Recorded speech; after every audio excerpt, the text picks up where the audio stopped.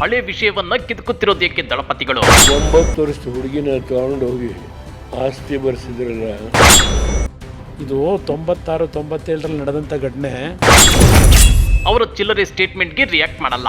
ಅವರೊಂದು ಚಿಲ್ಲರೆ ಸ್ಟೇಟ್ಮೆಂಟ್ಗೆ ನಾನು ರಿಯಾಕ್ಟ್ ಮಾಡೋಕೆ ನಂಗೆ ಇಷ್ಟ ಇಲ್ಲ. ದಳಪತಿಗಳದ್ದು ಸಮರ್ಥನೆಯೋ ಪಶ್ಚಾತ್ತಾಪವೋ? ಮಾಜಿ ಪ್ರಧಾನಿ ಎಚ್ ಡಿ ದೇವೇಗೌಡರ ಬಗ್ಗೆ ನಮಗೆಲ್ಲ ಗೌರವ ಇದೆ, ಅವರ ಬಗ್ಗೆ ಕಾಳಜಿಯೂ ಇದೆ. ಅವರ ವಯಸ್ಸಿಗೆ ಎಲ್ಲರೂ ಗೌರವ ಕೊಡಲೇಬೇಕು. ಆದ್ರೆ ನಿನ್ನೆ ದೇವೇಗೌಡರು ಕೊಟ್ಟ ಒಂದು ಸ್ಟೇಟ್ಮೆಂಟ್ ಇದೀಗ ಡಿಕೆಶಿ ವಿರುದ್ಧ ಸಮರ ಸಾರಿದಂತಿದೆ. ಜೊತೆಗೆ ತಮ್ಮ ಪುತ್ರ ಎಚ್ ಡಿ ಕುಮಾರಸ್ವಾಮಿ ಅವರು ಇತ್ತೀಚೆಗೆ ಮಹಿಳೆಯರ ಬಗ್ಗೆ ಕೇವಲವಾಗಿ ಮಾತನಾಡಿದ್ದನ್ನ ಸಮರ್ಥಿಸಿಕೊಂಡಂತಿದೆ. ಹಾಗಾದ್ರೆ ಏನಿದು ಎಚ್ ಡಿ ದೇವೇಗೌಡರು ಆರೋಪ ಮಾಡಿದಂತೆ ಡಿಕೆಶಿ 9 ವರ್ಷದ ಹೆಣ್ಣು ಮಗು ಕಿಡ್ನಾಪ್ ಕಹಾನಿ, 28 ವರ್ಷದ ಹಿಂದಿನ ಹಳೆಯ ಘಟನೆಯನ್ನ ಈಗ ಕೆದಕುತ್ತಿರೋದಕ್ಕೆ ದಳಪತಿಗಳು ಅಂದ್ರ ಅದನ್ನ ಡೀಟೇಲ್ ಆಗಿ ತೋರಿಸ್ತೀವಿ. ಆದ್ರೆ ಅದಕ್ಕಿಂತ ಮೊದಲು ನಮ್ಮ ಚಾನಲ್ ಅನ್ನು ಸಬ್ಸ್ಕ್ರೈಬ್ ಮಾಡ್ಕೊಳ್ಳಿ, ಹಾಗೇನೆ ಪಕ್ಕದಲ್ಲಿರೋ ಬೆಲ್ ಬಟನ್ ಅನ್ನು ಪ್ರೆಸ್ ಮಾಡಿ. ಜೆಡಿಎಸ್ ನಾಯಕರು ಹೆಣ್ಣು ಮಕ್ಕಳ ಬಗ್ಗೆ ಕೇವಲವಾಗಿ ಮಾತನಾಡ್ತಿರೋದು ಇದೇ ಮೊದಲೇನೂ ಅಲ್ಲ.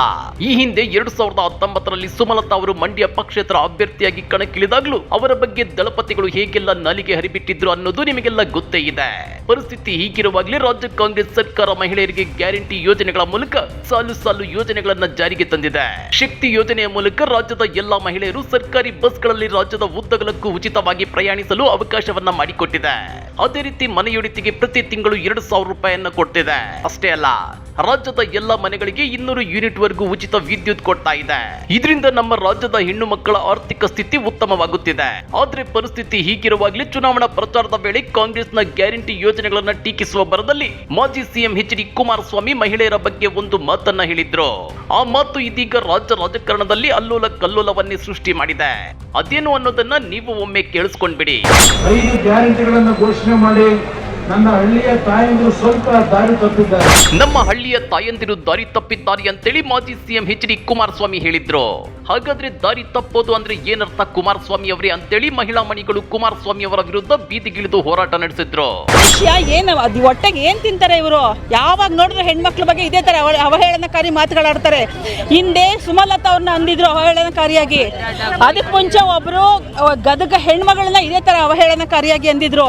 ಯಾಕೆ ಗಂಡಸರಿಗೆ ಗೊತ್ತಾಗ್ತಾ ಇಲ್ವಾ? ಬುದ್ಧಿ ಇಲ್ವಾ ಅವ್ರಿಗೆ? ಗಂಡಸರಿಗೆ ಅವ್ರ ಮನೆ ಹೆಣ್ಮಕ್ಳು ಬೇರೆ, ನಮ್ಮನೆ ಹೆಣ್ಮಕ್ಳು ಬೇರೆ. ಕುಮಾರಸ್ವಾಮಿ ಅವರೇ, ಎಲ್ಲಿ ನಮ್ಮ ಹೆಣ್ಮಕ್ಳು ದಾರಿ ತಪ್ಪಿದ್ದಾರೆ? ನಮ್ಮ ಸ್ಕೀಮ್ ಇಂದ, ನಮ್ ಕೊಟ್ಟಂತ ಕಾಂಗ್ರೆಸ್ ಸರ್ಕಾರ ಸ್ಕೀಮ್ ಇಂದ ನೀವು ಉತ್ತರ ಕೊಡಿ. ಹೀಗೆ ರಾಜ್ಯದ ಮಹಿಳೆಯರು ಕುಮಾರಸ್ವಾಮಿ ಅವರ ಹೇಳಿಕೆಯನ್ನ ಖಂಡಿಸಿ ವಾಗ್ದಾಳಿಯನ್ನ ನಡೆಸಿದ್ರು.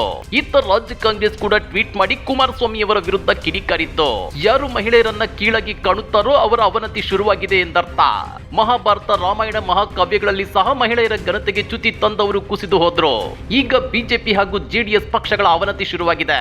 ಹಾಗಾಗಿ ಅವರ ಮಹಿಳಾ ವಿರೋಧಿ ಧೋರಣೆ ಹೆಚ್ಚಾಗುತ್ತಿದೆ. ಒಂದೆಡೆ ಬಿಜೆಪಿಯ ಸಂಜಯ್ ಪಾಟೀಲ್, ಲಕ್ಷ್ಮಿ ಹೆಬ್ಬಾಳ್ಕರ್ ಅವರನ್ನ ಗುರಿಯಾಗಿಸಿ ಇಡೀ ಮಹಿಳಾ ಸಮುದಾಯವನ್ನ ಅವಮಾನಿಸಿದ್ದಾರೆ. ಮತ್ತೊಂದೆಡೆ ಎಚ್ ಡಿ ಕುಮಾರಸ್ವಾಮಿ ಅವರು ಮಹಿಳೆಯರನ್ನ ಕೀಳಾಗಿ ಕಂಡಿದ್ದಾರೆ. ಕೌರವರು ಹಾಗೂ ರಾವಣನಂತೆ ಬಿಜೆಪಿ ಜೆಡಿಎಸ್ ಪಕ್ಷಗಳು ಕೂಡ ಸರ್ವನಾಶವಾಗುವುದು ಖಂಡಿತ ಅಂತೇಳಿ ರಾಜ್ಯ ಕಾಂಗ್ರೆಸ್ ಟ್ವೀಟ್ ಮಾಡಿ ಕುಟುಕಿತ್ತು. ಇತ್ತ ಇದೇ ವಿಚಾರಕ್ಕೆ ಸಂಬಂಧಿಸಿದಂತೆ ಡಿಸಿಎಂ ಡಿಕೆ ಶಿವಕುಮಾರ್ ಮತ್ತು ಸಿಎಂ ಸಿದ್ದರಾಮಯ್ಯ ಕೂಡ ರಿಯಾಕ್ಟ್ ಮಾಡಿ ಎಚ್ ಡಿ ಕುಮಾರಸ್ವಾಮಿ ಅವರ ವಿರುದ್ಧ ವಾಗ್ದಾಳಿ ನಡೆಸಿದ್ರು. ನನಗೆ ಮನಸ್ಸಿಗೆ ಬಹಳ ನೋವಾಗ್ತಾ ಇದೆ. ಹೀಗೆ ಎಲ್ಲ ಕಡೆಯಿಂದಲೂ ಲಾಕ್ಕಾದ ಕುಮಾರಸ್ವಾಮಿ ಅವರಿಗೆ ಮಂಡ್ಯದಲ್ಲಿ ಸೋಲೋ ಭೀತಿ ಶುರುವಾಗಿತ್ತು. ಜೊತೆಗೆ ಮಂಡ್ಯ, ಹಾಸನ ಮತ್ತು ಕೋಲಾರ 3 ಕ್ಷೇತ್ರಗಳಲ್ಲಿ ಕುಮಾರಸ್ವಾಮಿ ಅವರ ಈ ಹೇಳಿಕೆಗೆ ಮಹಿಳೆಯರು ರೊಚ್ಚಿಗೆದ್ದಿದ್ರು. ಇದರಿಂದ ಡ್ಯಾಮೇಜ್ ಕಂಟ್ರೋಲ್ಗೆ ಮುಂದಾಗಿರೋ ದಳಪತಿಗಳು ದೇವೇಗೌಡರಿಂದ ಒಂದು ಹೇಳಿಕೆ ಕೊಡಿಸಿದ್ದಾರೆ. ಅದೇನು ಅನ್ನೋದನ್ನ ನೀವೇ ಒಮ್ಮೆ ನೋಡ್ಬಿಡಿ. 9 ವರ್ಷದ ಹುಡುಗಿನ ತಗೊಂಡು ಹೋಗಿ ಆಸ್ತಿ ಬರ್ಸಿದ್ರಲ್ಲ, ಸುಪ್ರೀಂ ಕೋರ್ಟಲ್ಲಿ ಕೇಸ್ ಗೆಲ್ತಾರೆ. ಇದು 96-97ರಲ್ಲಿ ನಡೆದಂತ ಘಟನೆ. ಚೆಕ್ ಬೇಕಾ ಕೊಟ್ಟಿರೋದು? ಚೆಕ್ ಡಿಸೈನರ್ ಮಾಡಿರೋದು ಬೇಕಾ? ಎಲ್ಲ ಇಟ್ಟಿದೀವಪ್ಪ. ಮಾಜಿ ಪ್ರಧಾನಿ ಎಚ್ ಡಿ ದೇವೇಗೌಡರು ಮತ್ತು ಮಾಜಿ ಸಿಎಂ ಎಚ್ ಡಿ ಕುಮಾರಸ್ವಾಮಿ ಅವರು ಹೇಳೋ ಪ್ರಕಾರ ಇದು 1996-97ರಲ್ಲಿ ನಡೆದ ಘಟನೆಯಂತೆ. ಆಗ 9 ವರ್ಷದ ಹೆಣ್ಣು ಮಗುವನ್ನ ಕಿಡ್ನಾಪ್ ಮಾಡಿ ಒಂದು ಕುಟುಂಬದ ಆಸ್ತಿಯನ್ನ ಡಿಕೆ ಶಿವಕುಮಾರ್ ಬರೆಸಿಕೊಂಡಿದ್ರು ಅಂತ ಆರೋಪಿಸಿದ್ದಾರೆ. ಅದಕ್ಕೆ ಸಂಬಂಧಿಸಿದ ದಾಖಲೆಗಳು ನಮ್ಮ ಬಳಿ ಇವೆ ಅಂತಿದ್ದಾರೆ ದಳಪತಿಗಳು. ಇದಕ್ಕೆ ಡಿಸಿಎಂ ಡಿಕೆ ಶಿವಕುಮಾರ್ ಕೊಟ್ಟ ರಿಯಾಕ್ಷನ್ ಏನ್ ಗೊತ್ತಾ? ಬಿಡುಗಡೆ ಮಾಡಲಿ, ತಪ್ಪು ಮಾಡಿದ್ರೆ ಯಾವ ಶಿಕ್ಷೆಗೂ ತರೀತೀರಿ. ನಾನೇನು ಮೂರ್ಖನಲ್ಲ. ಅವರೊಂದು ಚಿಲ್ಲರೆ ಸ್ಟೇಟ್ಮೆಂಟ್ಗೆ ನಾನು ರಿಯಾಕ್ಟ್ ಮಾಡಕ್ಕೆ ನಂಗೆ ಇಷ್ಟ ಇಲ್ಲ. ದಳಪತಿಗಳ ಬಳಿ ದಾಖಲೆ ಇದ್ರೆ ಬಿಡುಗಡೆ ಮಾಡ್ಲಿ, ಮಾಧ್ಯಮಗಳ ಮುಂದೆ ಬಂದು ಇಂಥ ಹೇಳಿಕೆ ಕೊಡ್ತಿರೋದೇಕೆ? ಅವರ ಚಿಲ್ಲರೆ ಸ್ಟೇಟ್ಮೆಂಟ್ಗಳಿಗೆ ನಾನು ರಿಯಾಕ್ಟ್ ಮಾಡಲ್ಲ ಅಂತೇಳಿ ಡಿಸಿಎಂ ಡಿಕೆ ಶಿವಕುಮಾರ್ ಹೇಳಿದ್ದಾರೆ. ನಿಮ್ಗೆ ಗೊತ್ತಿರಲಿ, ರಾಜ್ಯ ಸರ್ಕಾರದ ಭ್ರಷ್ಟಾಚಾರಕ್ಕೆ ಸಂಬಂಧಿಸಿದ ಪೆನ್ ಡ್ರೈವ್ ದಾಖಲೆ ಇದೆ ಅಂತೇಳಿದ್ದ ಕುಮಾರಸ್ವಾಮಿ ಅವರು ಅದನ್ನ ಇದುವರೆಗೂ ಬಿಡುಗಡೆ ಮಾಡಿಲ್ಲ.